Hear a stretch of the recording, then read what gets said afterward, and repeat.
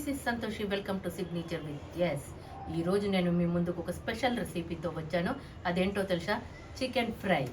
అది ఎలా చేయాలో, దానికి కావాల్సిన వస్తువులు ఏంటో చూద్దామో మరి.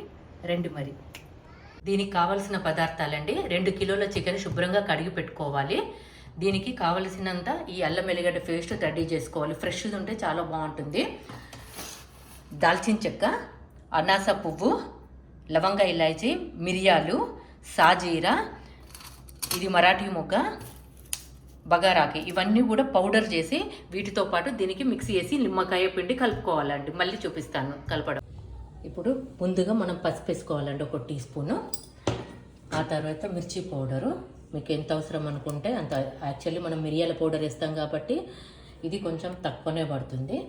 ఆ తర్వాత తగినంత ఉప్పు,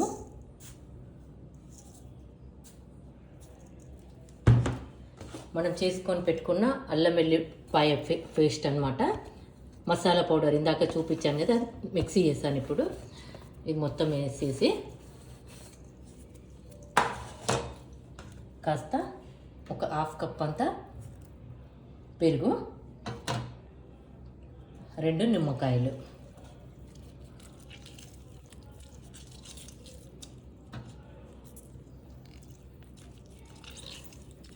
రెండు స్పూన్లంతా ఆయిల్ వేసేసి కలిపి పెట్టుకోవాలండి. ఒక 1/2 అవర్ నానాక దాన్ని ఫ్రై చేయాలి.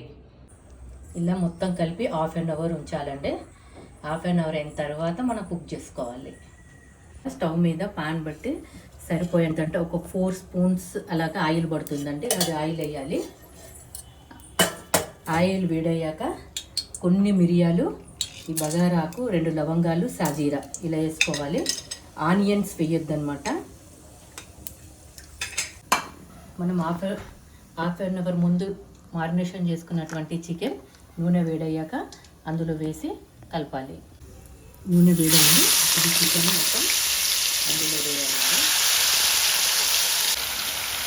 ఇది కరివేపాకు, దీనికి ఫ్రైలో కరివేపాకు వేస్తే చాలా టేస్టీగా, స్మెల్ చాలా బాగుంటుంది. చికెన్లో నీళ్ళు వస్తాయి, ఆ నీళ్ళన్నీ పోయే వరకు మనం కలుపుతూ దాన్ని ఫ్రై చేస్తూ ఉండాలి. ఇప్పుడు వాటర్ అంతా దగ్గర పెట్టండి. ఆయిల్ మాత్రం అండి. 3-4 పచ్చిమిరపకాయలు కట్ చేసి వేసుకోవాలి. కాస్త ధనియాల పొడి, 1 టీ స్పూన్ అంతా ధనియాల పొడి తినేసి మళ్ళీ కలపాలి. ఇప్పుడు వాటర్ మొత్తము పోయిందండి, ఆయిల్ మట్టుకే ఉంది. ఒక 3-4 పచ్చిమిర్చిని అలా కట్ చేసి వేసాను. కొంచెం ధనియాల పొడి వేసేసి కలిపాను. చికెన్ ఫ్రై రెడీ అండి. మొత్తం ఇలా చూడండి ఎలా అయిపోయిందో. దీన్ని కొత్తిమీరతో కాస్త కొత్తిమీర వేసి స్టవ్ ఆఫ్ చేస్తే సరిపోతుంది.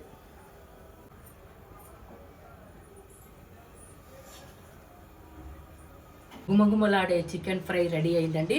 ఇది మన తెలంగాణ బగారాకు కానీ, వైట్ రైస్కి కానీ, సాంబార్తో కాంబినేషన్గా తీసుకుంటే చాలా బాగుంటుంది. నేను ఈ రెసిపీ మీకు నచ్చుతుందని అనుకుంటున్నాను. మీకు నచ్చినట్లయితే నా ఛానల్లో కామెంట్ చేయండి, లైక్ చేయండి, సబ్స్క్రైబ్ చేయండి. నేను మీ ముందుకు ఇంకో రెసిపీతో వస్తాను. Bye bye.